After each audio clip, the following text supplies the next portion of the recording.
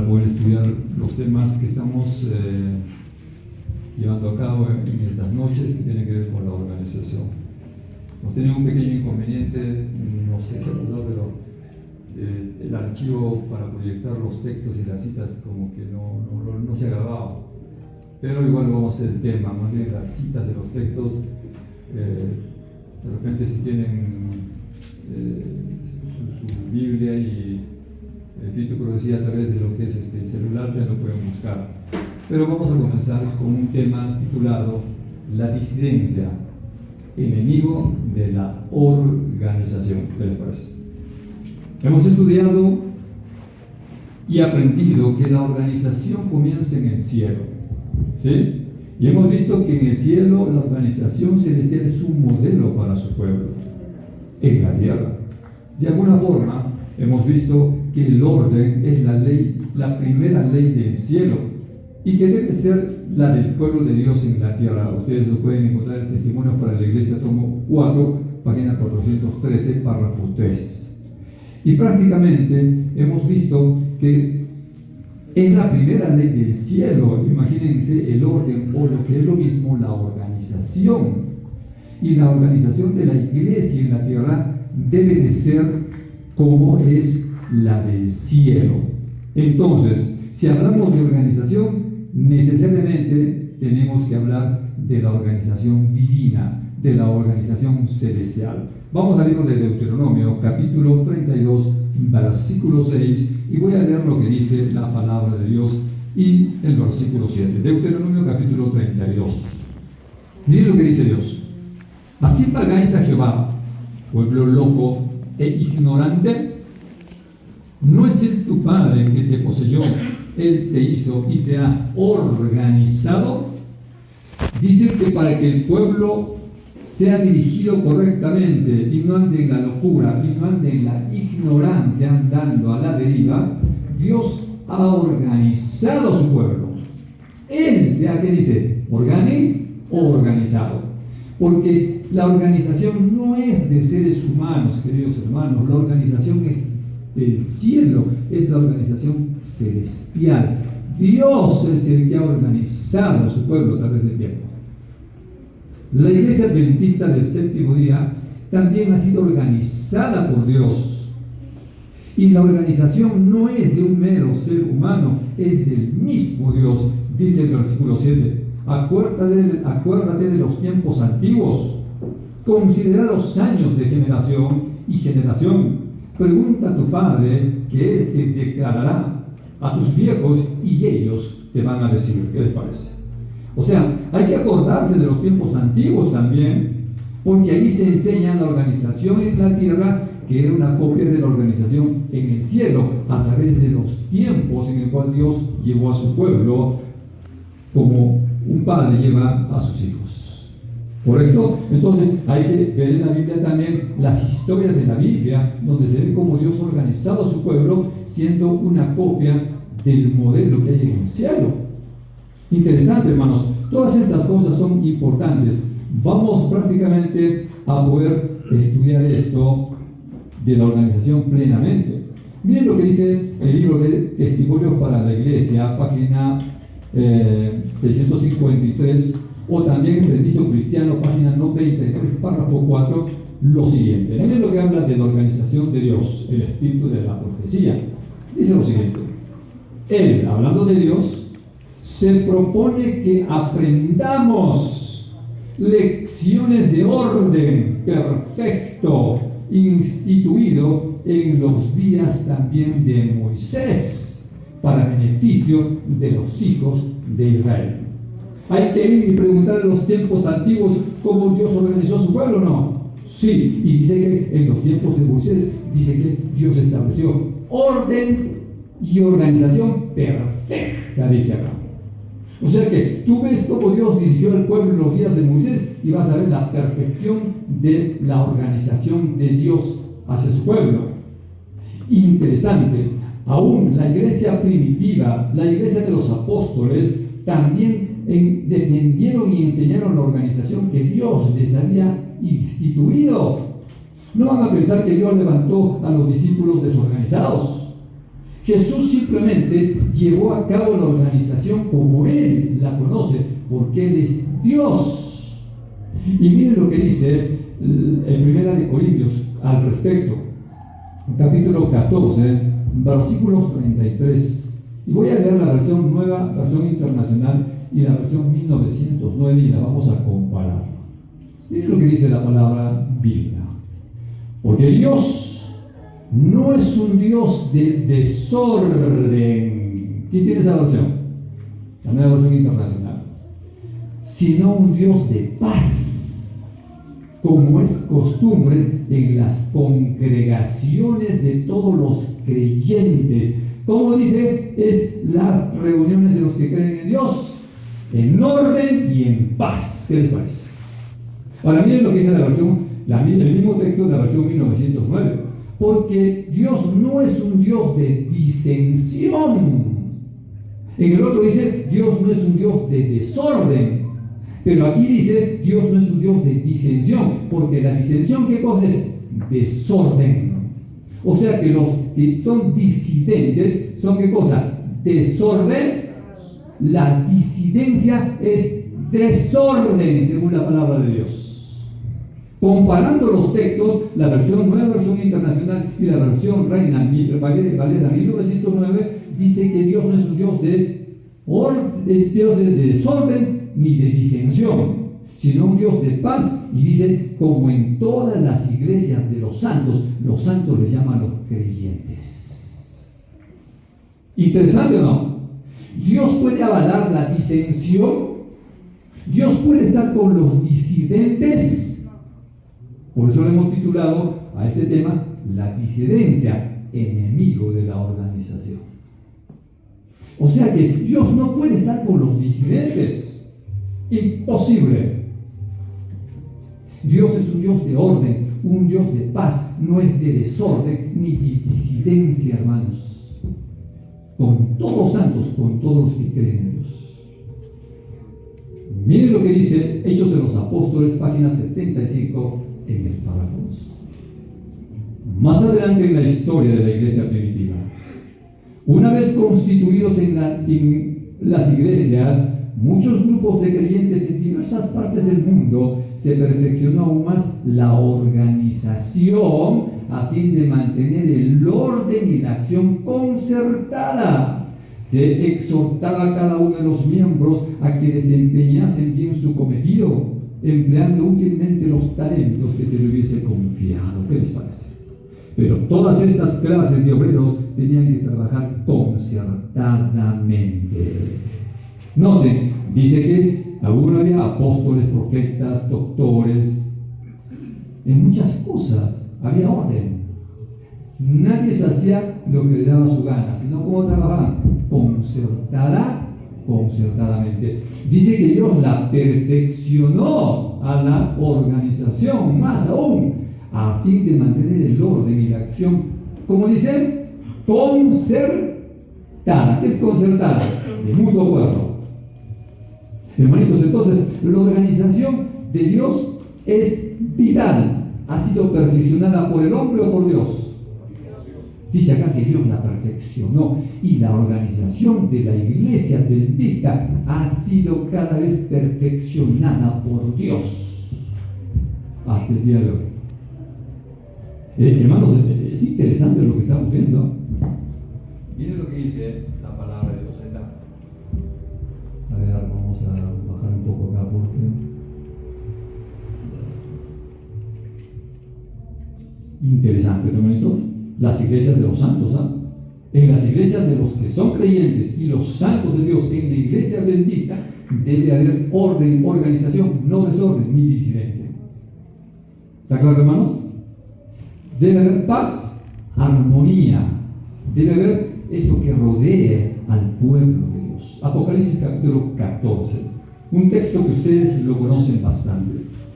¿Qué dice la Biblia? Aquí está la paciencia de los santos. ¿Quiénes? Los que guardan los mandamientos de Dios y tienen la fe de ¿quién? Jesús. ¿Qué significa la paciencia de los santos? ¿Y por qué tienen que tener paciencia los santos? ¿Por qué? porque la iglesia de Dios va a ser atacada, va a querer ser destrozada, va a querer ser despedazada por Satanás. Siempre le ha hecho la guerra a la organización divina, y Dios dice, ahí tienen que tener la paciencia de soportar los ataques del diablo. Los santos van a ser pacientes. ¿Por qué? Porque dicen que ahí están los que guardan los mandamientos de Dios, y la primera ley del cielo, ¿cuál es? El orden. Y tienen el testimonio de Jesús o la fe de Jesús. ¿Y qué significa la fe de Jesús, hermanos? A ver, díganme. ¿Qué significa el testimonio de Jesús? ¿Saben qué dicen muchos? El espíritu de profecía. Claro, es verdad que el testimonio de Jesús es el espíritu de profecía, pero aquí en este caso, ¿a qué se está refiriendo? El testimonio de Jesús es el carácter ¿de quién? De Cristo. ¿Cómo fue Cristo? Manso y humilde de corazón. ¿Se impacientaba? No.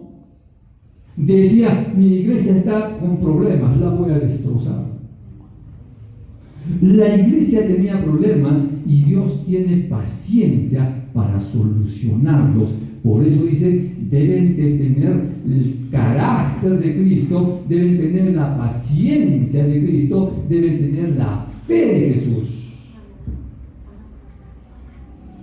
San Juan, capítulo 13, versículo 15. Miren, ¿qué es tener el testimonio de Jesús? Porque dice, ejemplo os he dado, para que como yo he hecho, vosotros, ¿qué dice? También, ¿qué cosa? Hagáis. ¿Te das cuenta, hermano? ¿Qué es tener el testimonio de Jesús? Hacer lo que Jesús ha hecho. Porque yo te he dado ejemplo para que tengas mi testimonio y tú seas uno que tenga la fe de Jesús. Hermanos, no es teoría. A veces dicen, es el espíritu de profecía, pero ahí no queda todo. El testimonio de Jesús es hacer lo que Jesús ha hecho y tener ese carácter de Jesús ante los problemas que va a tener su iglesia. Hermanos, algunas personas, yo me sorprendo, dicen así, bueno, tener el testimonio de Jesús es que le digan disidente. ¿Cómo? Una persona, por ahí personas que dicen eso. ¿Cómo que tener el testimonio de Jesús es que le digan disidente? A mucha honra todavía dicen, a mí me dicen disidente, a mucha honra. ¿Por qué? Porque yo soy como Jesús y saca el deseo a toda la gente. Saca este texto que les voy a leer y miren cómo se aprovechan de la ignorancia de la gente. Si hemos visto que Dios no es un Dios de disensión, no es de disidencia, ¿cómo pueden atreverse a decir que disidente a mucha honra? ¿Por qué? Porque Jesús le dijeron disidente. Qué viveza. Miren lo que dice el deseable. Esta cita les leen, miren. Sin embargo, dice, la página 65, párrafo 1. Se airaban porque no obedecían sus dictados.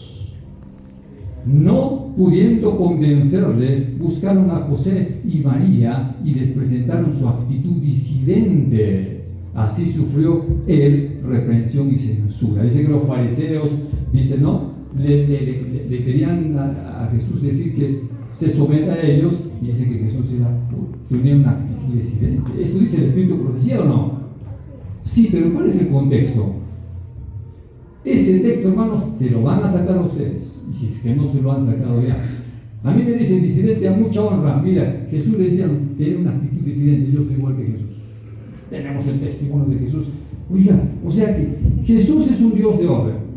Él ha creado la organización. Luego viene a la tierra a traer desorden y a ser un disidente, atacando la organización divina. ¿Es correcto ese pensamiento? Imposible. La Biblia no puede contradecirse. El Espíritu de profecía no puede decir una cosa y luego otra. Necesitamos orden, necesitamos que no haya desorden, y no puede haber disidencia para decir que Dios está ahí. Dios no está con la disidencia. Pero acá, ¿por qué le decían a Jesús disidente? se aprovechan porque no leen bien el contexto. Yo le voy a leer lo que dice el Espíritu ya para analizar este punto. Mire lo que dice la palabra de Dios. Me ha dado una pena que no se ha podido proyectar los textos, ¿no? Pero bueno, estamos leyéndolo igual. Pero ya, hermanos, para mañana no va a volver a ocurrir, van a disculpar. Entonces, ¿será verdad que Jesús estrellaba contra la organización cuando dice en el eso? O sea, Jesús vino a estrellarse contra su propia organización. ¿Será verdad? Miren lo que dice Dios. Vamos a seguir leyendo, miren el contexto, en la página 64, párrafo 1. Antes de que le digan ese texto, dice lo siguiente: desde sus más tiernos años, el niño judío estaba rodeado por los requerimientos de los rabinos. Había reglas rígidas para cada acto, aún para los más pequeños detalles de la vida. Los maestros de la sinagoga instruían a la juventud en los innumerables reglamentos que los israelitas ortodoxos debían observar. Jesús no se interesaba en esos asuntos. Desde la niñez actuó independientemente de las leyes de los rabinos. Las escrituras del Antiguo Testamento eran su constante estudio y estaban siempre sobre sus labios las palabras: así ha dicho el Señor Jehová. A medida que empezó a comprender la condición del pueblo, vio que los requerimientos de la sociedad y los de Dios estaban en constante contradicción. Los requerimientos de los rabinos, los requerimientos de la sociedad. Ahora escuchen, los hombres se apartaron de la palabra de Dios y ensalzaban las teorías que habían inventado, o sea, los inventos de los hombres, teorías humanas. Observaban ritos tradicionales que no poseían la virtud alguna. Su servicio era una mera repetición de ceremonias, y las verdades sagradas que estaban destinadas a enseñar eran ocultadas a los adoradores. Él vio que estos servicios sin fe no se hallaba paz. No conocían la libertad de espíritu que obtendrían sirviendo a Dios en verdad. Jesús había venido para enseñar el significado del verdadero culto a Dios y no podía aprobar o sancionar la mezcla de los requerimientos humanos con los preceptos divinos. Y escuchen lo que dice acá: Él no atacaba a los preceptos ni las prácticas de los sabios maestros. ¿Atacaba a Jesús a los sabios maestros? Acá dice que Él no atacaba los preceptos de los sabios maestros. Pero cuando se le reprendía por sus propias costumbres, sencillamente presentaba la palabra de Dios en justificación de su conducta. Estoy leyendo desde Alto de la Gentes, página 64, párrafo 1 y párrafo 2. Noten que acá dice que había leyes de los seres humanos que se comenzaban a mezclar con las cosas de Dios, y dice que los requerimientos de la sociedad comenzaban a estar en contradicción con lo que Dios ha enseñado. Y Jesús nunca dice que atacó a los preceptos ni las enseñanzas de los maestros, solo que Él no manifestaba el hecho de aprobar lo que los humanos habían inventado. ¿Correcto? Entonces, Jesús no vino a atacar, por favor. Miren la actitud que Jesús tuvo ante estos problemas. Miren lo que dice acá: de toda manera amable y muy sumisa, Jesús procuraba agradar a aquellos a quienes trataba. ¿Por qué era tan amable, tan discreto? Los escribas y ancianos suponían que recibirían fácilmente la influencia de su enseñanza. Le instaban a recibir las máximas tradiciones que habían sido transmitidas desde los antiguos rabinos, pero él quería verlas autorizadas en las Sagradas Escrituras. Estaba dispuesto a escuchar toda palabra que procede de la boca de Dios, pero no podía obedecer lo que habían inventado los hombres. Jesús parecía conocer las Escrituras desde el principio hasta el fin y les presentaba en su verdadero significado. Los rabinos se avergonzaban de ser instruidos por un niño y sostenían que incumbía a ellos explicar las Escrituras y que a él le tocaba aceptar su interpretación. Se indignaban porque él se oponía a su palabra. ¿Qué decía Jesús? Quiero el escrito. ¿Y cómo era su actitud de Jesús? Pelinco. Atacaba. amable, sumisa, amable, discreto.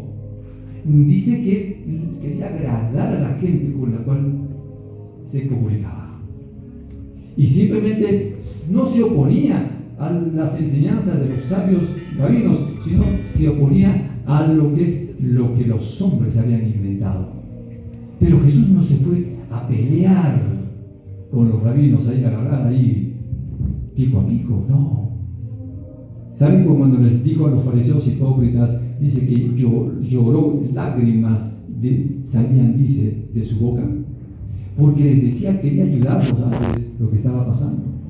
Pero yo les pregunto, esto que estamos leyendo, ¿saben cuál es el peor error que cometen muchos que estudian la profecía?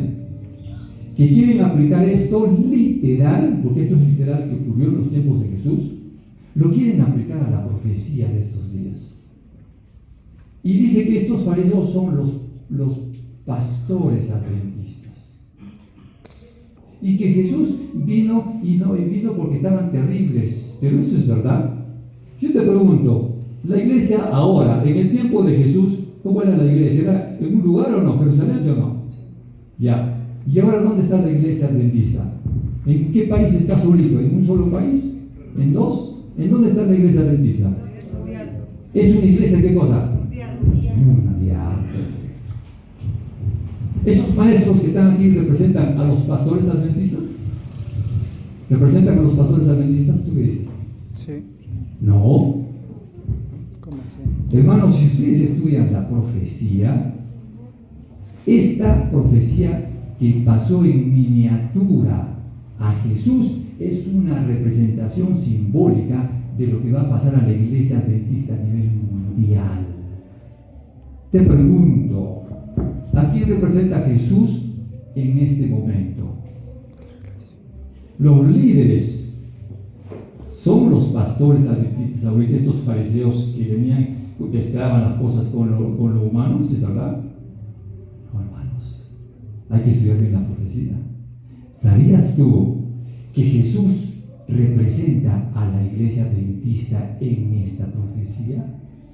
Tú ves a Jesús y ves a la iglesia adventista organizada. Jesús era la organización adventista, por decir, en persona.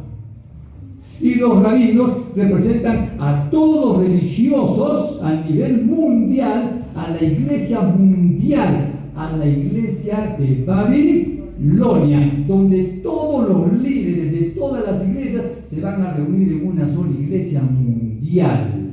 Entonces, son ellos que van a mezclar la palabra de Dios con sus tradiciones. Y Jesús, que es el pueblo de Dios, va a tener que enfrentar esas cosas con un escrito. Está, el pueblo de Dios está representado por Jesús aquí y la organización en persona estaba defendiendo ahí a su iglesia.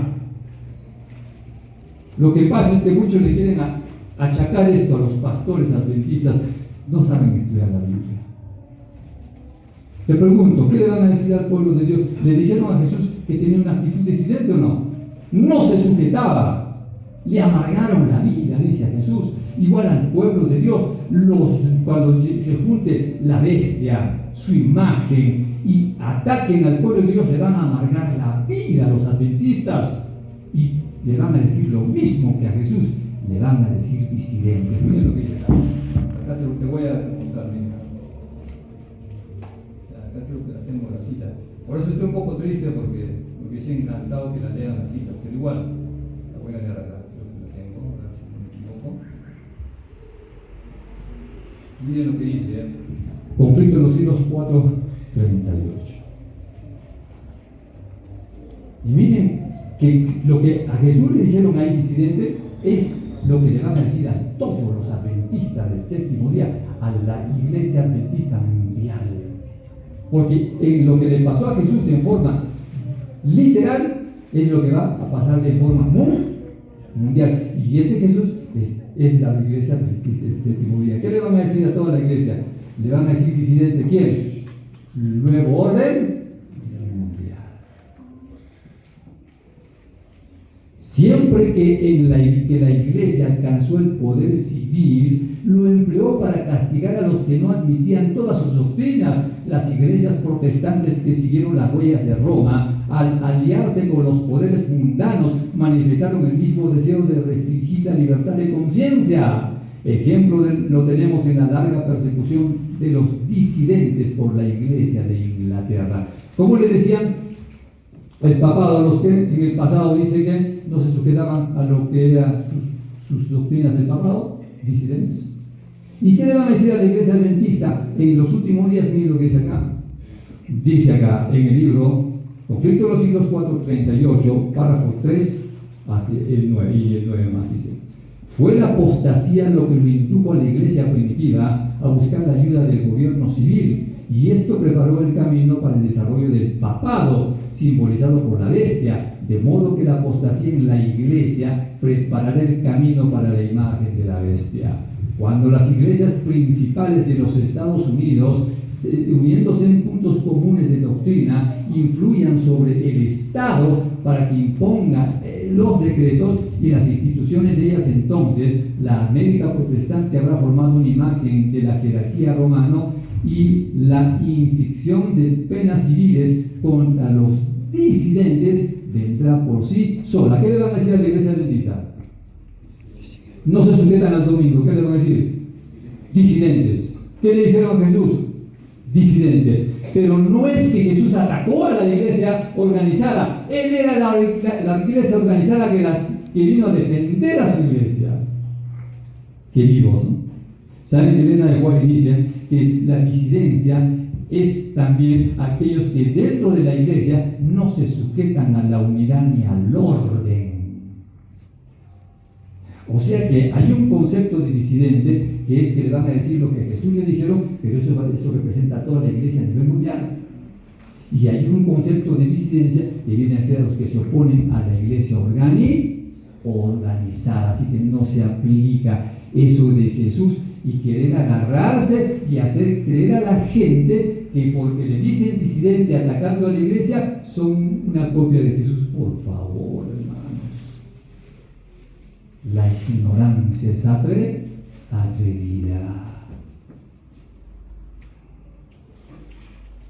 ¿Está claro, hermanos? Y eso lo dice Dios. Ahora yo voy a continuar hablando de este asunto de la siguiente manera, hermanitos. Qué bella es la palabra de Dios cuando uno la estudia de verdad. ¿Saben, hermanitos? Entonces, muchos quieren sacar del espíritu de profecía textos y citas simplemente para decir lo que es su antojo y engañar a la gente. ¿Se van a dejar, hermanitos, engañar a ustedes?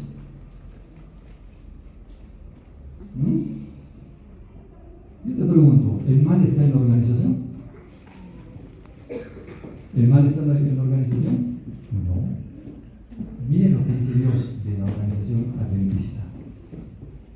Muchos dicen, la iglesia adventista apóstata, la apostasía omega, los pastores ya han sido desechados. Qué horror, no pueden pensar eso. Yo me sorprendo. Hay que estudiar, hermanos. Miren lo que dice: consejos sobre la escuela sabática. Miren lo que dice 171 párrafo.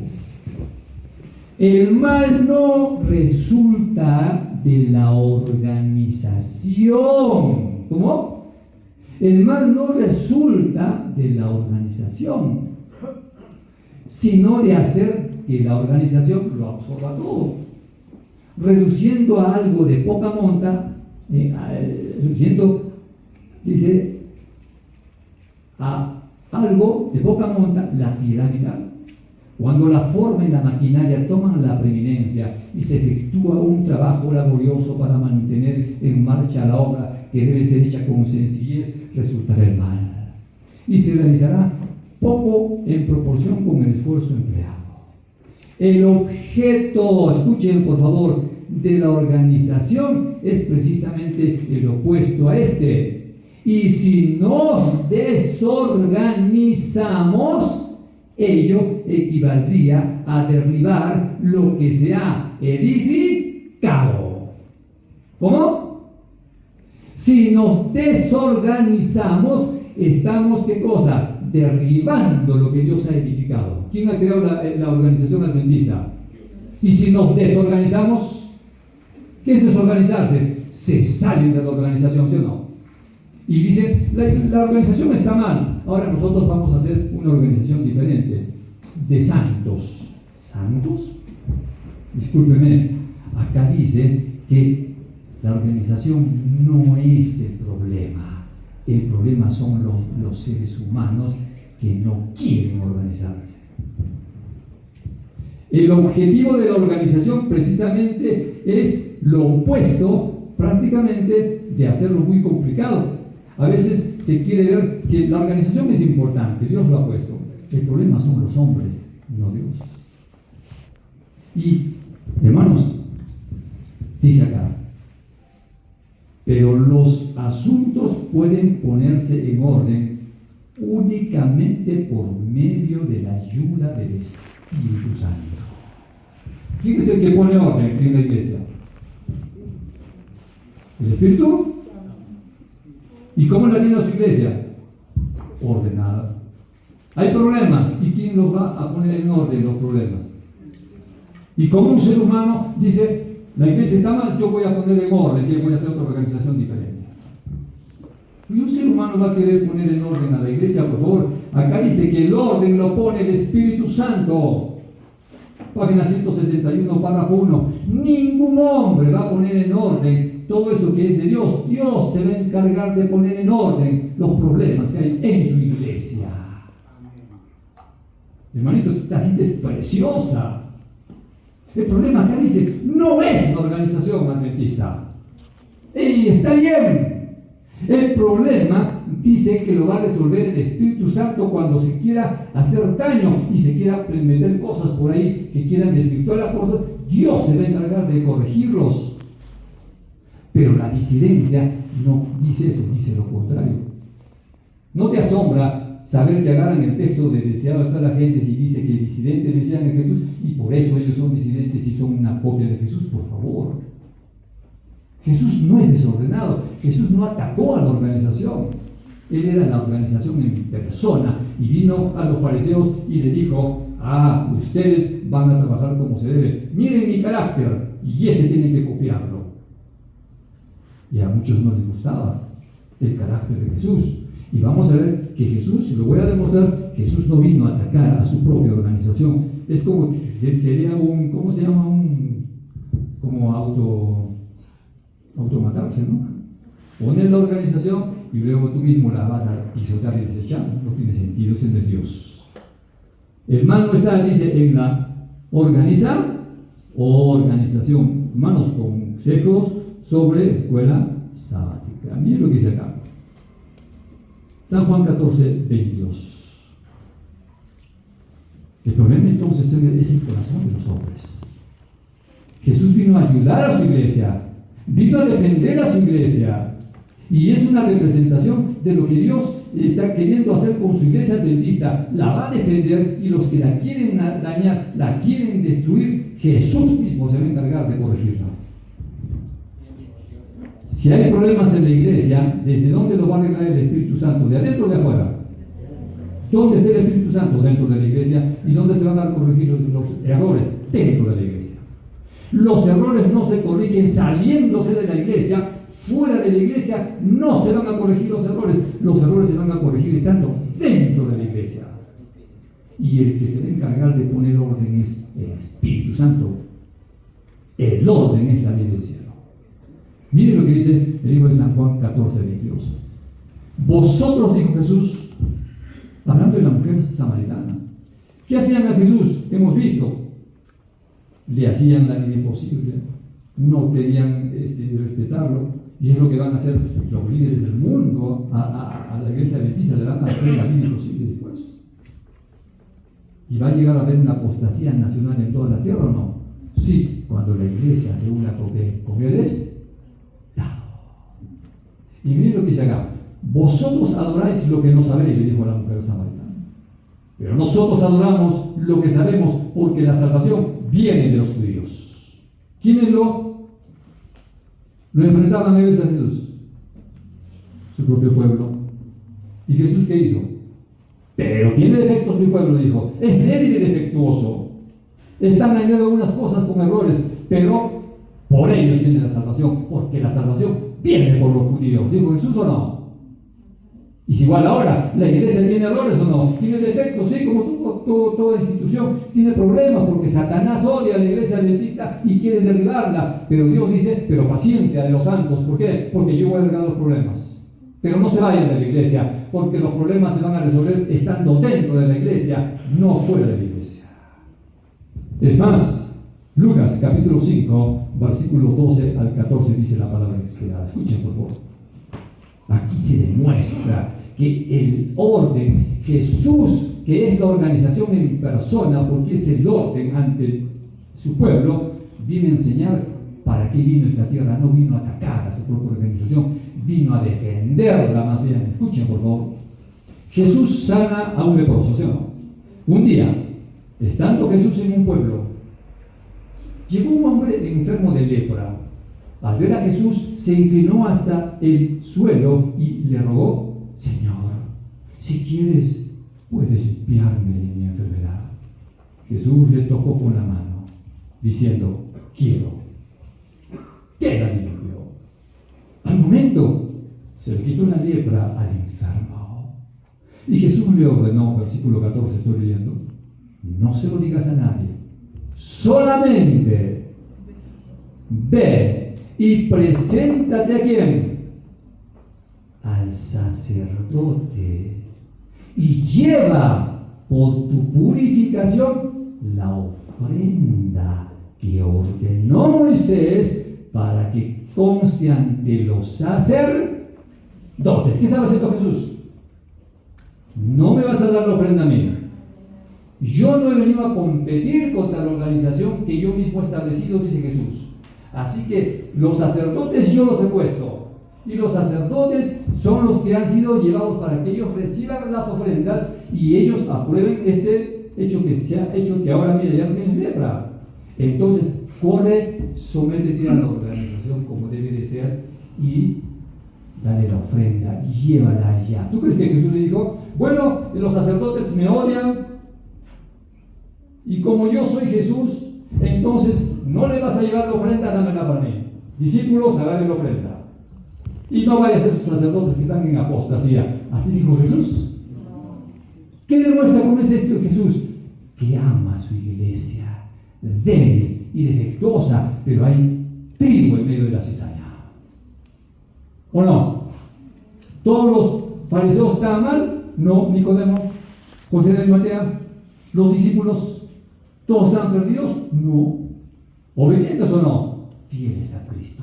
Entonces Jesús respetó la organización cuando vino a atacar o a respetarla. ¿Y cómo van a decirse, atrever a decirse que Jesús le decía disidente? Y los disidentes son los que se salen de la iglesia, hacen su grupo aparte, su organización, y piden diezmos, ofrendas, pactos, santa cena, bautizos, matrimonios. Por favor. Ese es un grave error. Hermanos, están engañando a la gente.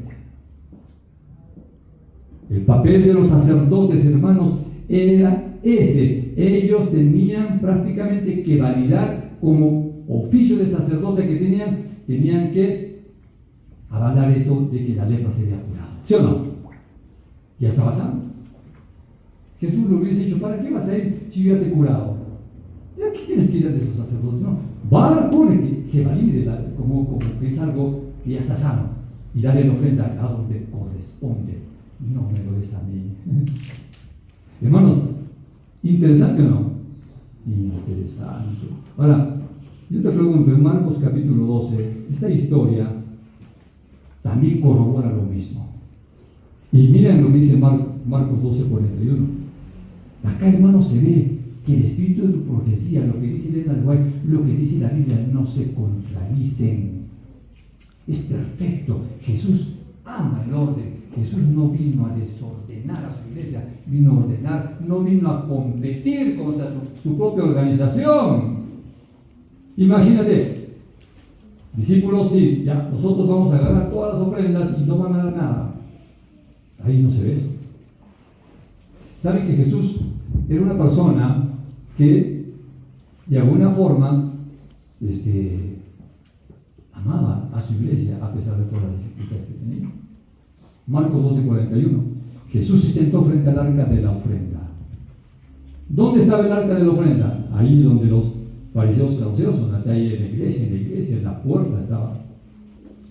Y miraba cómo la gente echaba dinero en el arca. Muchos ricos echaban mucho, versículo 42, y vino también una viuda pobre y echó 2 moneditas de muy poco valor. Entonces Jesús llamó a sus discípulos y les dijo: os aseguro que esta viuda pobre echó más que todos los demás en el arca. Porque todos dieron de sus obras, pero ella de su pobreza echó todo lo que tenía, todo su alimento. ¿Qué se debe resaltar de eso? ¿Qué dijo Jesús? Mira, esta mujer está llevando su ofrenda al arca de la ofrenda. Discípulos, vengan para acá. Llámenla y díganle que yo soy Jesús. Es más, vamos conmigo de una vez. No lo dé, porque aquí están mal toditos. Denle a mis discípulos esa ofrenda, por favor. ¿La estaba dando dónde? En el templo. Y yo te pregunto, no dice acá, ¿dónde echó la mujer? Todavía aquí se especifica, ¿no? Y se dice así, dio 2 monedas y dice que Jesús aseguró, dijo, os aseguro que esta viuda pobre echó más que todos los demás, porque echó, ¿en dónde lo echó? En el arca de la ofrenda. Y acá se recalca, echaba dinero en el arca la gente, esta viuda echó, dice, más que todos, dice, los demás en el arca, está diciendo Jesús. ¿Dónde lo puso? ¿En el arca de dónde? De su pueblo que había organizado, ¿sí o no? Y Jesús nunca reclamó, nunca dijo, mal sitio donde él está poniendo, démenlo a mí, nunca dijo Jesús eso. Está bien, lo ha puesto donde ve, y como ha puesto en el arca, entonces Dios lo ha recibido, dijo no.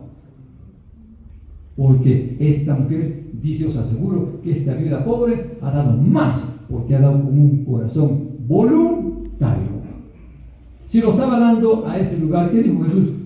Está dándolo en el lugar correcto. Y ese es dentro de la organización correcta. Así que la bendición viene porque está haciendo lo correcto, a pesar de que su pueblo tenía, ¿qué cosa? Defectos. ¿Está claro, hermanitos? Muy bien, vamos a seguir estudiando. No se me duerman, por favor, no sé si depende por ahí. Entonces, hermanitos, sorprendente. ¿Tú crees, hermano, que Jesús amaba a esta viuda pobre o no? Imagínate que, y dice, esta mujer está dando donde no debe. Bueno, pero yo le puedo ayudar porque yo soy Jesús. Pero que se pierda, nomás que lo dé ahí. ¿Para qué lo da a ellos? ¿Por qué no me da a mí? ¿Tú crees que no hubiese hecho algo, Jesús? Ven para acá. No lo des ahí porque te estás perdiendo, dámelo a mí. Y hubiese sido lo correcto, si sería así o no. Pero Jesús no le dijo eso. ¿Qué le dijo? No deje nada. Ahí tiene que, en el lugar correcto. Y eso, cuando estudiamos el tema del diezmo, yo sé que ustedes han estudiado ese tema. Muchos dicen, yo me retengo el diezmo porque las cosas no se hacen bien allá. ¿Y quién me ha dicho que hagan eso? Dios dice, tú te dalo el punto, que yo me las arreglo con los que yo he puesto, con los ministros yo me las arreglo. Algunos dicen, pero comen carne. ¿Y cuál es tu problema? Yo me las arreglo, dice Dios, que tú lo vas a corregir a ellos. Tú sabes su problema, de repente tiene problemas de salud, porque a veces puede comer por eso, a veces de repente está en su lucha. Ya sabe, y el que arregla los problemas es Dios. El Espíritu Santo va a corregir todos los hombres. No que nosotros como seres humanos queremos corregirlos.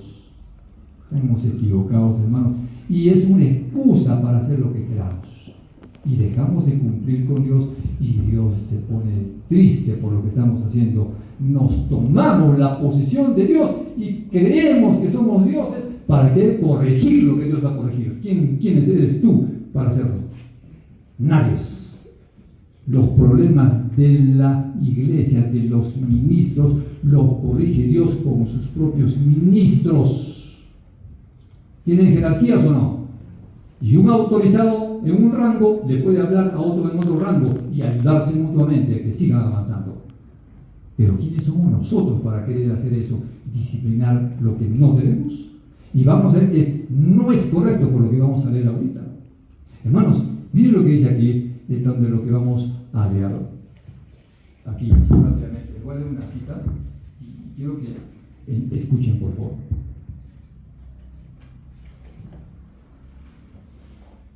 Acá la tengo.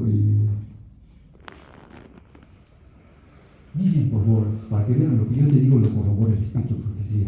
¿Saben qué, hermanitos? Hay que leer bien. No caigas en el sensacionalismo de gente que se aprovecha de un texto y cuando lo dice rápido, de una forma sin contextos, y lo usa para su propio fin, sacando de la verdad, entonces te está viendo con cara de qué? ¿Con cara de tonto? No. Agarra el texto, agarra, lee. A mí lo que dice Dios. Muchos tienen la idea de que solo son responsables ante Cristo por su luz y experiencia, independientemente de sus seguidores reconocidos en el mundo. ¿Quiénes son los seguidores reconocidos en el mundo? Los ministros de Dios. Escuchen, por favor. Pero esto Jesús lo condena en sus enseñanzas, en los ejemplos y en los hechos que dejó para nuestra instrucción. Ahí está Pablo, un hombre a quien Dios iba a preparar para una obra muy importante, a saber, la de ser vaso escogido para él, llevado directamente a la presencia de Cristo. Sin embargo, no le enseñó las lecciones de verdad, le detuvo en su carrera y le convenció. Y cuando él preguntó, ¿qué quieres que haga? El Salvador no se lo dijo directamente, sino que lo puso en relación con su iglesia. Sus miembros le habían de decir a Pablo lo que debía de hacer. ¿Quién le habló a Pablo? Jesús. Pablo, ¿por qué me persigues? ¿Quién eres? Soy Jesús, a quien tú persigues. ¿Qué he hecho? ¿Qué tengo que hacer? Y Jesús le dijo, vas a hacer esto, vas a hacer aquello. No le dijo, vas a hacer lo correcto, que pone mi iglesia organizada. Porque ahí yo le he puesto para que se enseñe lo que tienes que hacer. Yo no te voy a decir, porque no le he puesto de adorno a mi iglesia. La he organizado y que cumpla con sus funciones. Siendo Jesús, no podía haberle dicho personalmente, porque yo tengo que pedir permiso a mi iglesia organizada si yo soy Jesús. Pero respeta lo que él ha puesto. ¿Jesús respeta su organización o no? Y le dijo, corre, le dijo. Escuchen esto. Y dice, los miembros de ahí te van a decir lo que tienes que hacer. Jesús es el amigo del pecador. Su corazón está siempre abierto, siempre se conmueve por la desgracia humana. Él tiene toda potestad, tanto en el cielo como en la tierra. Pero respeta los medios que Él instituyó. ¿Amén o no? Amén. Interesante. Para iluminar y salvar a los hombres, ordenó a Saulo que fuere a la iglesia, reconociendo así el poder con que la invistió como conducto de luz para el mundo. ¿Qué cosa es la iglesia de Dios? Conducto de luz para el mundo. ¿Ahí lo mandó a Pablo o no? Sí, su iglesia que Jesús había organizado. Ese es mi conducto. Corre. ¿Y había discípulos con defectos o no? Pero era la luz del mundo en ese momento. Hermanos, qué interesante. Reconociendo, lo mandó a su iglesia, reconociendo el poder con que Dios ha investido a su iglesia y es un conducto para el mundo. Ella sigue diciendo, consejo para la iglesia, estoy leyendo página 436, anótense, párrafo 2 y 437, párrafo 1 que voy a leer, y párrafo 2. Sigue diciendo el párrafo, en la página 436, párrafo 2. Ella, hablando de su iglesia, es el cuerpo organizado de Cristo en la tierra. ¿Cuerpo qué? Organizado, querido hermano, querida hermana. ¿O es un cuerpo desorganizado? Muchos dicen, esa iglesia organizada, pero la iglesia organizada ha caído. ¿Qué está hablando esta persona? ¿Y estudia o en vez de estudiar se engaña a sí mismo? Vuelvo a repetir, ella es el cuerpo organizado de Cristo en la tierra y es necesario respetar sus ordenanzas. En el caso de Saulo, escuchen esa belleza, por favor. Ananías representa a Cristo en la tierra. También representa a los ministros de Cristo en la tierra. ¿A quién representa Ananías? A Cristo y a quién? Y a los ministros de Cristo en la tierra. ¿Quién le abrió los ojos a Saulo? Ananías. ¿Y a quién representa? A Cristo. ¿Y a quién más? A los pastores, a los ministros que Dios ha puesto en su iglesia organizada en la tierra. Y todavía hablan, esos ministros son así, son asá, y se atreven a gritarle al pastor boca a boca y le dicen a Ted Wilson, le dijeron, tú eres el Papa Adventista, le dijeron, ¡qué horror! Ustedes sabían que a Pastor Moore también malcriados han ido mucho y le han gritado como si fuese cualquier cosa. Escuchen, hermanos, son pastores, merecen respeto. No idolatría, pero sí respeto. Porque Dios le ha investido, dice a su iglesia, con esa autoridad. Hermanos, está claro el asunto aquí. Entonces, Ananías representa a Cristo y también representa a los ministros de Cristo en la tierra que han sido designados para actuar en lugar de Cristo. Tremendo, hermanos. En la conversación de Pablo se nos presentan principios importantes que siempre debemos recordar. El Redentor del mundo no sanciona o no aprueba en estos asuntos religiosos la experiencia y la acción sean independientes de su iglesia, organizada y reconocida donde tal existe. Vuelvo a repetir, no sé si la han captado, ¿eh? O sea, el Redentor del mundo no aprueba que en asuntos religiosos la experiencia y la acción sean independientes de su iglesia. ¿Qué dice su iglesia? ¿Qué? Organizada y reconocida donde tal existe. Hay una iglesia reconocida. ¿Dónde existe en el mundo? ¿Cuál es la iglesia que es organizada o no? Sí. Y donde hay una iglesia organizada donde tal existe, Dios dice que prácticamente debe actuar en lugar de Cristo. Pero tienen defectos, por supuesto. Pero hermanos, Dios ha dicho, yo quiero que tengas paciencia. Quiero ver si sales disparado porque has visto un defecto y luego te sales de la iglesia y la quieres destruir, o eres valiente y te quedas adentro orando para que se solucionen los problemas. ¿Está claro, hermanitos, o no? Nadie puede ser independiente de su iglesia organizada y reconocida donde tal existe. Si hay una iglesia, ¿qué pasa, hermanitos, si yo hago mi grupo aparte? Yo digo, la iglesia está mal, los pastores están mal, vengan aquí, nosotros vamos a ser los más santos que estos pecadores.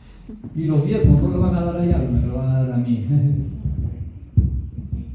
¡Qué horror! ¿Tú qué dirías? Sí, ese hermano es santo, es el único que tiene la verdad, nadie es más, por favor. Oiga, la iglesia es mundial, ¿cómo que nadie tiene el predica el tercer ángel? Yo he escuchado esa mentira muchas veces. Nadie predica el tercer ángel, por favor, hermano. No leen las noticias de que Estados Unidos han visto cómo se ha habido un debate entre la Unión de Estados Unidos Sur y la del Norte, y algunos querían prohibir que se predique, dicen las profecías, y luego han llegado a un acuerdo y han llegado al acuerdo mundial de que se predique las profecías y se predique el tercer ángel como Dios manda. Y dicen que nadie predique el tercer ángel. Lo que pasa es que te han hecho creer un cuento, hermanos. ¿Cómo se les ocurre creer semejante mentira? Que hablen en otro idioma que no sea el castellano no significa que no lo estén predicando. Pero ya muchos están aprendiendo inglés y también están escuchándolo en castellano. Pero en el Perú también se está predicando y en muchos lugares se predica la verdad, aunque muchos no lo crean. Además, hermanos, a nivel mundial, el mensaje del tercer ángel es el mensaje que se está predicando. Que tenga algunos problemas por ahí en algunos lugares no significa que no se pueda seguir predicando. El enemigo va a querer impedirlo. Escuchen una cosa. El Hijo de Dios se identificó con el cargo y la autoridad de su iglesia organizada. ¿Cómo? El Hijo de Dios se identificó con el cargo y la autoridad de su iglesia. ¿Qué dice? Organé. Noten que repite, iglesia, organé.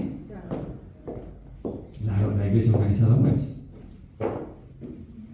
Sus bendiciones debían transmitirse por intermedio de los agentes a quienes había ordenado, o sea, pastores ordenados, ¿no? Vinculando así al hombre con el conducto por medio del cual llegan sus bendiciones. ¿Cuál es el conducto por el cual llegan sus bendiciones de Dios? La iglesia organé es el conducto por el cual, hermano, va a llegar las bendiciones. Traer los diezmos al alfolí, si hay alimento en mi casa, y probadme ahora, si no abriré las ventanas que, y habrá bendición hasta que, pero muchos no lo creen. Prefieren darle al disidente, prefieren apoyar al que destruye la iglesia. El que me gusta cómo predican. Oiga, pero Dios te ha mandado a que hagas eso o a que fortalezcas la iglesia que es débil y defectuosa. Y el sensacionalismo es peligroso. A mucha gente le gustan las películas de terror, ¿no? Les causa adrenalina y a muchos les gusta el sensacionalismo, pero Dios no nos ha mandado a ir al cielo por sensacionalismo,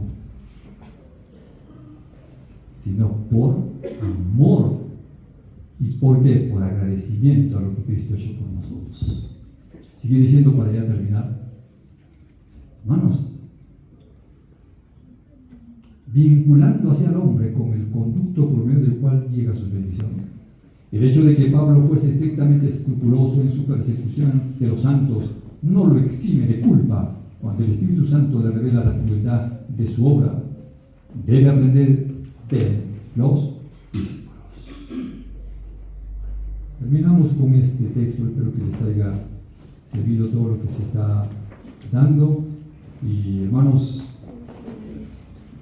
quiero leer estos dos párrafos más del Espíritu de Profecía para concluir. ¿Hay que ser miembros de la iglesia o no? Yo creo que por algo somos miembros, ¿no? Dice, todos los miembros de la iglesia, si son hijos e hijas de Dios, pasarán por un proceso de disciplina antes de poder ser luces en el mundo. Dios no convertirá a los hombres y a las mujeres en conductos de luz mientras estén en las tinieblas y se conformen con permanecer en ellas, sin hacer esfuerzos especiales para relacionarse con la fuente de la luz. Muchos no pueden ser convertidos sus corazones, hombres y mujeres, porque dice que no están relacionados con la fuente de la luz, que es su iglesia. ¿Correcto, hermanos? Y dice que prefieren estar en las tinieblas, conformes en las tinieblas. Pero si la iglesia es el conducto de luz y no quieren estar en la iglesia, quieren estar en las tinieblas, conductos de tinieblas les gusta. ¿Se van a convertir esas personas? Los que son de disidencia y que están con los disidentes, ¿sus corazones se convertirán a Cristo? No. Su carácter jamás será semejante a Cristo, eso júbenlo, entre comillas. Están soñando cambiar, no está prometido cambiar, porque solamente van a cambiar cuando vayan al conducto correcto, la iglesia organizada. Hermanitos, consejo para la iglesia leído, página 438, párrafo 1. Cada uno tiene mucho que desaprender respecto de sí mismo y también mucho que aprender. ¿Correcto, hermanos? Y termino con esta cita. Cuando en medio de su ciego error y prejuicio, voy a leer algo parecido a lo que he leído, pero hay unos datos adicionales. Se le dio a Saulo una revelación del Cristo a quien perseguía, se lo colocó en directa comunicación con la iglesia, que es la luz del mundo. ¿Se le puso en comunicación con quién? Con la iglesia. Ya hemos visto que es la iglesia organizada o no, que hemos leído el párrafo anterior. Pero dice que es la luz del mundo, la iglesia organizada. Y esta cita dice que es la luz del mundo. Y cuando Jesús dijo, vosotros sois la luz del mundo, le estaba diciendo a su iglesia y a los miembros que están dentro de su iglesia organizada. Y los que están fuera de la iglesia organizada, ¿serán luz del mundo? ¿Qué dice acá? Son tinieblas del mundo. ¿Son luz o son tinieblas? Pero predican el sábado, pero predican profecía, pero. Pueden hacer lo que quieran, pero no son luz del mundo, son tinieblas del mundo. Porque hacen quedar mal a la iglesia, porque tanto la atacan y la desprestigian, que la gente dice, ay, mira, este dice que es adventista, ataca a la iglesia, la despedaza, entonces yo no quiero ir a esa iglesia pelinca, me voy de atrás. En vez de mantener el orden y la unidad, espantan a la gente. Si fuesen luz del mundo, le dirían a la gente, vayan a la iglesia organizada, porque es el lugar más seguro donde podemos estar para cambiar nuestro carácter. ¿Amén o no? Así dice Dios. En este caso Ananías representa a Cristo y también representa a los ministros de Cristo en la tierra asignados para que actúen por Él. En el lugar de Cristo, Ananías toca los ojos de Saulo para que reciba la vista, coloca sus manos sobre él y mientras ora en el nombre de Cristo, Saulo recibe el Espíritu Santo. Todo se hace en el nombre y por la autoridad de Cristo, y Cristo es la fuente y la iglesia es el medio de comunicación de la fuente de Cristo, que es la luz del mundo. ¿Quién le abrió los ojos a Saulo? ¿Cristo o Ananías? ¿Y quién era Ananías? ¿Un ser humano o no? Débil y defectuoso, pero estaba en el cuerpo organizado de Cristo, y dice que le puso los dedos en los ojos y que le recobró la vista. A través de un ser humano defectuoso, Dios hizo un milagro dentro de su iglesia organizada, no fuera de ella, hermanos. Con este tema te quiero decir, hermano, que los que estén creyendo cuentos, por favor, salgan de las tinieblas y vuelvan al medio de comunicación de la luz del mundo, que es el cuerpo organizado de Cristo, su iglesia adventista a nivel mundial, organizada. Que Dios los bendiga. Ese es el sincero deseo, y que tengan ustedes una feliz noche. Amén. Nosotros, por aquellos que se han equivocado, aquellos que de repente por alguna una equivocación se fueron y ahorita no están dentro de la organización. Pero ¿cuál es la actitud de aquellos quienes están? Pretendemos nosotros estar, pero ¿cómo podemos prevenir esas personas? Ya, perfecto. Dios dice que estar en unidad es la parte importante para que todos sean uno, dijo Jesús. Como tú, Padre, en mí y yo en ti, para que todos sean uno y que el mundo crea que tú me has enviado. Para que el mundo crea que la iglesia adventista es la iglesia enviada por Dios, todos debemos ser, ¿qué cosa? Uno. Y si nos hemos equivocado, yo soy uno de ellos. Yo atacaba a los ministros. Yo predicaba en contra de la iglesia. Y me puse a estudiar como nunca en mi vida por cosas que había visto en esos lugares. Contradecían todo lo que predicaban y querían que el pecado sea patente en esos lugares. Cuando yo me di cuenta, por años estuve, yo dije, ¿qué es esto? O sea, se supone que es el mensaje. ¿Cómo es posible que se esté pecando ahí de esa forma tan descarada? Ni siquiera una lucha personal. Pecados que ustedes ni se imaginan. Yo renuncié y me puse a estudiar. Y el resultado de ese estudio es lo que yo estoy predicando, querido hermano, y lo que estoy predicando toda esta semana y lo que voy a predicar es el fruto de lo que Cristo me ha enseñado. Amén. Nunca en mi vida había estudiado por mí mismo. Siempre escuchaba que decían, pero tuve un defecto, no estudié por mí mismo. Pero todo lo que pasó me hizo pensar que Dios me ha rescatado. Hermanos, lo que van a compartir en estos días que ustedes vienen, ¿y saben qué? Redimir es eso, hermano. Predicar la verdad y redimir el error. De nada me sirve esconderme. De nada me sirve ser un cobarde y decir perdón porque me equivoqué. Perdón, le he dicho a Dios, porque le he hecho guerra a Dios sin darme cuenta. Simplemente porque decían que tenían la verdad y parecía, porque aparentemente predicaban el tercer ángel, mi tercer ángel, por favor. Eso es solamente el título, pero por dentro nada de ese mensaje hay. Yo puedo ser testigo, más que muchos de ustedes, más de 23 años, viendo todo lo que he visto con mis propios ojos y lo he conocido en persona. Si una persona más pruebas de evidencias puede tener de que había estado en mentira, todo eso, soy yo. Pero cuando yo me iba a ir al mundo, ¿saben que yo me iba al mundo? ¿No? Dije, entonces Dios no existe. Lo único que me quiere decirme, porque si yo creía que acá está la verdad, he dejado muchas cosas, tantos años, ¿para qué? ¿Para esto? Entonces vino algo en mi corazón y me dijo, ¿por qué me echas la culpa? ¿Por qué no te pones a estudiar? Yo te voy a enseñar. Y yo dije, enséñame por qué suceden estas cosas. ¿Me voy o me quedo, Señor? Y me ofrecieron trabajo. Te vamos a dar en otros sitios, me dijeron. Y yo dije, me voy a ir de la iglesia el sábado. Yo siempre lo he creído. Y me puse a estudiar y a orar como nunca antes. Hermanos, son meses, años, noches enteras amanecidas para decirte lo que yo he aprendido. Y cuando Dios me ha convencido, yo he dicho, ya, no puedo callar más. Ahora tengo paz en mi corazón. Y hermanos, es hermoso sentir paz, porque ya sé que Dios no es ese Dios que me han pintado, un Dios perverso, un Dios severo, un Dios que quiere que te sufras. ¿Saben qué te enseñan esas personas?